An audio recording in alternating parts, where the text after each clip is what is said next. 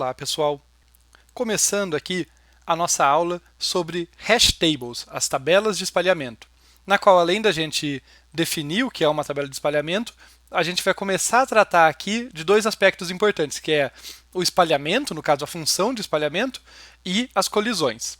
Nós não vamos fechar o assunto na aula de hoje, na próxima aula nós vamos ver outros aspectos relevantes. Mas antes de falar das hash tables, né, de falar da definição dela e tal, para que vocês consigam apreciar quão revolucionária é a abordagem das hash tables, tá? Nós vamos verificar o que tem em comum outras diversas implementações de tabelas de símbolo. Lembrando, tabela de símbolo é um tipo abstrato de dados, e daí a gente tem estruturas de dados para implementá-las de modo eficiente.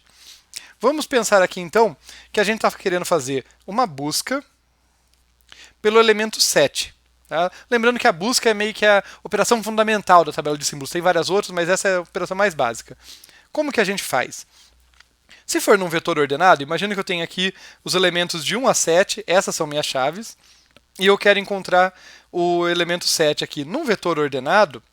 O que eu faço? O jeito mais eficiente, no pior caso ali, de obter uma solução, é utilizar a busca binária. Então, lembrando aqui, num vetor ordenado aqui, usando busca binária. Como que funciona? A gente começa mirando no meio do vetor, porque se ele está ordenado todo mundo menor do que esse elemento que está no meio estará à esquerda dele, todo mundo maior estará à direita, e a gente faz a comparação. É uma busca baseada em comparação, né? Eu olho e falo, o elemento que eu estou buscando, que é o 7, é maior ou menor do que o 4? É maior. Então eu vou olhar para esse subvetor aqui, à direita.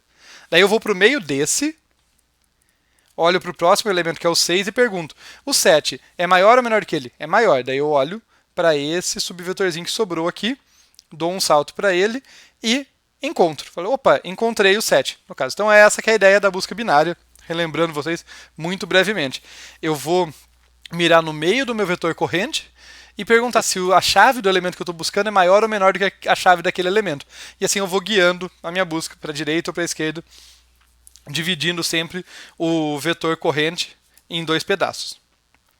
Tá legal, vamos ver aqui uma estratégia usando a árvore binária de busca balanceada, tá? Importante esse detalhe da balanceada. Aqui eu tenho um exemplo de uma árvore perfeitamente balanceada, mas a gente já viu que a árvore balanceada não precisa ser perfeita, mas ela nunca pode estar muito desbalanceada. Ela tem ali um número de elementos razoável, né, mais ou menos metade de cada lado, intuitivamente, tá, gente? Não é sempre metade, mas só para dar a intuição. E lembrando que aqui tipos de árvore binária de busca balanceada são as árvores AVL e também as árvores rubro-negras. Como que vai funcionar aqui? Bem, aqui a gente vai começar na raiz da árvore, e olha só que isso é muito interessante, né? Muito próximo da busca binária, a gente vai chegar aqui e falar, opa, meu elemento é maior ou menor do que ele? O 7 que eu estou buscando é maior do que o 4, então desço à direita. Daí eu olho para o próximo aqui, o 6. Né? A chave do nó que eu estou olhando é maior ou menor do que ele? É menor, então desço à direita. A chave que eu estou buscando é maior do que o 6, né? Ele é menor do que ela. E finalmente chego no 7 e encontro. Então note que, de novo, embora seja uma estrutura bem diferente de um vetor, a propriedade de busca faz com que a mecânica seja parecida, né? Eu estou olhando ali para aquela chave e descendo à direita ou à esquerda, fazendo sempre uma comparação. Do mesmo jeito que no vetor, eu ia para o subvetor da direita ou da esquerda. As skip lists são um pouco diferentes aqui, né? São uma estrutura, uma variante aqui, uma generalização das listas ligadas que permite buscas e outras operações de modo mais eficiente. Como que funciona nelas? Eu começo aqui a minha busca, só que ao invés de andar na lista que tem todos os elementos, que é essa lista aqui de baixo, né, que sai aqui desse apontador, eu vou começar do nível mais alto, que é mais rarefeito, tem menos elementos ali, e com isso eu consigo dar saltos maiores, essa que é a ideia. Então eu começo aqui e olho para o próximo elemento da lista, que eu olho para esse cara, e daí eu pergunto, esse elemento é maior ou menor do que o elemento que eu estou buscando, que é o 7? Ele é menor, então eu sigo na busca ali. Como não tem para onde continuar, eu desço um nível aqui, né, porque o primeiro nível só tinha o 4.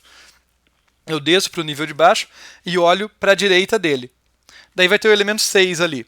O 6 ainda é menor do que o 7 que eu estou buscando, então eu avanço para ele, não tem para onde continuar, de novo aqui está o apontador null, assim como no nível anterior, daí eu tenho que descer na skip list aqui, estou ainda no 6, mas um nível abaixo, e daí eu olho para o próximo elemento e falo, opa, cheguei no 7, né? Fui para cá e encontrei. Importante vocês perceberem que eu dei muito menos saltos do que se eu viesse pela lista de baixo, que eu teria que testar 1, 2, 3, 4. Né? Dá para fazer busca numa lista encadeada, mas na skip list, nessas listas que são mais rarefeitas, têm densidades de elementos diferentes, eu consigo chegar na solução com muito menos operações. E falando em número de operações, o que tem em comum, então, todas essas formas diferentes aí de implementar uma tabela de símbolos ali, de fazer busca? O que acontece é que todas elas são baseadas em 2 pontos. Manter os itens ordenados pela chave. Então aqui, manter os itens ordenados. Notem que todas elas, na minha skip list aqui, os itens estão em ordem crescente de chave. Na minha árvore aqui balanceada também, se eu olhar para a árvore da esquerda para a direita, vocês vão ver que vem primeiro 1, depois o 2, depois o 3 e assim por diante. E no vetor, obviamente, é um vetor ordenado também. Então todos eles mantêm os itens ordenados por chave, e eles se baseiam na ideia de dividir o espaço de busca aqui a cada comparação. É sempre uma busca baseada em comparação, eu estou sempre comparando a chave que eu quero com a chave corrente.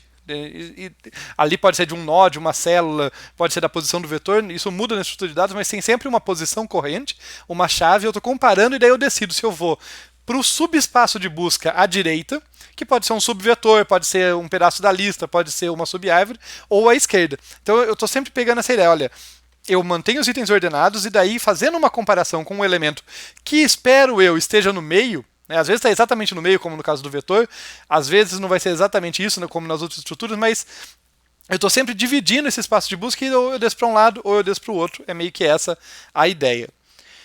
Tá legal. E por que a gente faz isso, então? E qual que é a consequência disso, então? De a gente ter os itens ordenados e estar sempre dividindo o espaço de busca?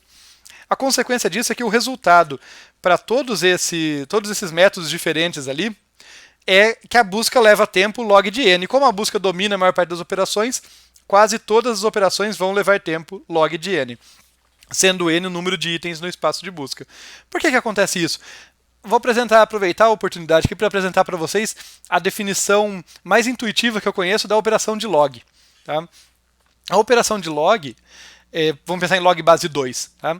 Ela me diz quantas vezes eu posso dividir um número por 2 antes de que ele fique menor ou igual a 1.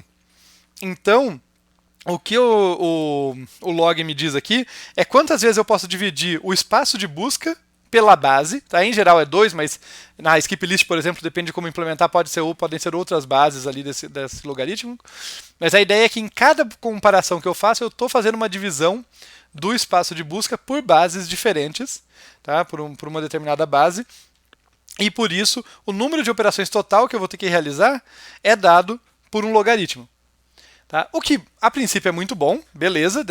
Uma função logarítmica cresce muito mais devagar do que uma função linear. Então, em todas essas estruturas, eu consigo fazer busca em tempo proporcional a log do número de elementos, o que é muito menos do que o número de elementos se nós estivermos pensando em grandezas, né, milhares, milhões, bilhões de elementos, que é comum na computação moderna.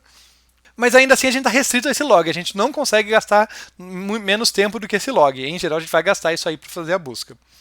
E fica a pergunta, será que a gente consegue fazer melhor utilizando uma abordagem diferente? Quando eu falo de uma abordagem diferente, a gente vai abandonar essas premissas, a gente vai abandonar essa ideia de manter o espaço ordenado e de fazer busca por comparação. A gente já viu que essa é uma ideia muito poderosa, mas mesmo que implementada de diversas formas, como eu acabei de recapitular para vocês, a gente sempre chega na mesma situação de uma eficiência proporcional a log. Então, nós vamos tentar uma premissa diferente.